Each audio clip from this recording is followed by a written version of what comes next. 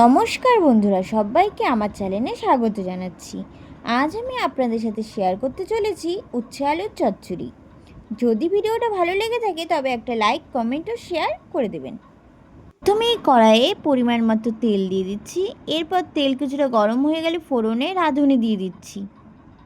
এরপর কুচিয়ে রাখা পেঁয়াজগুলি দিয়ে দিলাম। এরপর দিয়ে দিচ্ছি কুচিয়ে রাখা উচ্ছেগুলো একটু ভাজা হয়ে গেলে এর মধ্যে দিয়ে দিচ্ছি কেটে রাখা আলুগুলো। এখন ভালো করে আলুগুলোকে নেড়ে ছেড়ে নিয়ে এর মধ্যে দিয়ে দিচ্ছি পরিমাণ মতো হলুদ গুঁড়ো, পরিমাণ মতো লবণ দিয়ে ভালো করে নেড়ে ছেড়ে নিয়ে যতক্ষণ ভাজাটা লাল লাল না হবে ততক্ষণ ভাজতে হবে। ভাজাগুলো একটু লাল লাল হয়ে গেলে এর মধ্যে দিয়ে দিচ্ছি পরিমাণ মতো জল। এখন আমরা ভালো করে নেড়ে ছেড়ে নিয়ে আমরা কিছুক্ষণ অপেক্ষা করব, যতক্ষণ পর্যন্ত জলটা শুকিয়ে না যায়।